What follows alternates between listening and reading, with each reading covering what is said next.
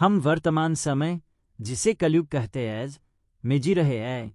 यह छोटी छोटी बातें हमारे जीवन में अशांति और असंतोष का कारण बन जाती है। जो हमारे पास नहीं है उसे पाने की इच्छा, और जो पास है उसे खोने का डर, ये दोनों ही हमें कभी चैन से जीने नहीं देते। ईर्ष्या, लालच और असंतोष से भरे इस अंधेरे युग में एक ऐसा प्रकाश है जो हमें राह दिखाता है।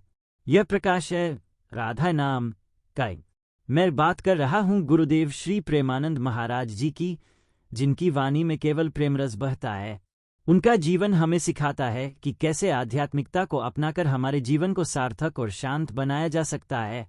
अगर आपका यह आरामदायक जीवन कठिन लगता है तो चलिए मैं आपको असली कष्ट और तकलीफ से भरे एक साधक के जीवन की झलक दिखाता हूँ।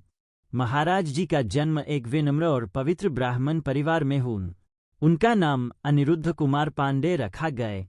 वे उत्तर प्रदेश के कानपुर में पले बड़े। 5वीं कक्षा में पढ़ते समय ही उनके मन में यह विचार आने लगा कि जीवन में सब कुछ अस्थायी है। माता पिता, परिवार और यह संसार सब कुछ नश्वर है। उनके मन में यह प्रश्न उठा, कौन ऐसा है जिसे हम सच्चे मन से प्रेम करें और जो सदैव हमारे साथ रहे। इस सवाल का उत्तर उन्हें भगवान में मिला। उन्होंने 13 वर्ष की आयु में अपने घर का त्याग किया और भगवान की तलाश में निकल पड़े। वाराणसी के घाटों पर उन्होंने तपस्या शुरू की।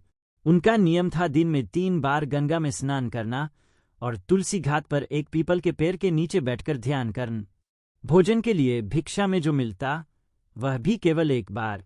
ऐसे कई दिन आए जब उन्हें भिक्षा में कुछ भी नहीं मिला, तब वे केवल गंगाजल पीकर भगवान का ध्यान करते रहे।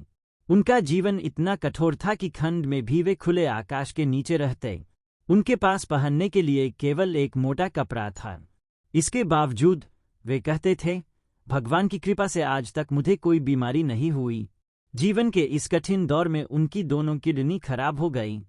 डॉक्टरों ने उन्हें बताया कि उनके पास अधिकतम 5 साल है, लेकिन उन्होंने इसे भी भगवान की कृपा मानकर स्वीकार किए।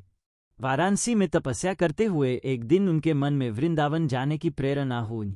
उनके जीवन में ऐसा मोड़ आया जिसने उन्हें भगवान कृष्ण की नगरी वृंदावन पहुंचा दिए। मथुरा से वृंदावन तक की यात्रा के दौरान कई लोग उनकी सहायता के लिए आगे आए। रासलीला और चैतन्य लीला के दर्शन करने के बाद उनका मन वृंदावन में रम गए। वहां के संतों और भक्तों से मिलकर उन्होंने भगवान के प्रति अपना समर्पण और बया लिए। वृंदावन में उनके भजन और सेवा की चर्चा दूर दूर तक फैल गई। लोग उन्हें देखने और उनका आशीर्वाद लेने आने लगे। लेकिन महाराज जी ने अपने सरल स्वभाव और भगवत भक्ति को कभी नहीं छोड़। अपने कष्टों और कठिनाइयों के बावजूद महाराज जी ने हमेशा भगवान पर विश्वास रखा। उन्होंने कहा, लाडली राधा रानी ही सब कुछ है। उनकी कृपा से ही यह सब संभव है।